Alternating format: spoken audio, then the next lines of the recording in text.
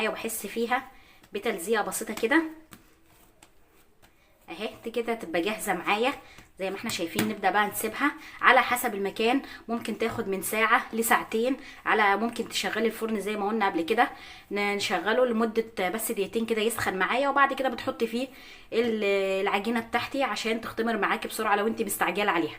هنسيبها بقى الساعه في مكان دافي، وزي ما احنا شايفين ادي العجينه، شايفين ما شاء الله، شايفين ارتفعت تماما. خدت ساعه بالظبط وكانت جاهزه معايا. ولعت الفرن 5 دقايق وبعد كده طفيت عليه اهي. ده بقى نشيلها كده بالراحه على حسب حجم البيتزا اللي انت عايزاها. انا هعملها 4 قطع اهوت عشان تبقى متساويه. نحاول نقطعها كده، ناخد كل قطعه ونعملها كوره كده اهي.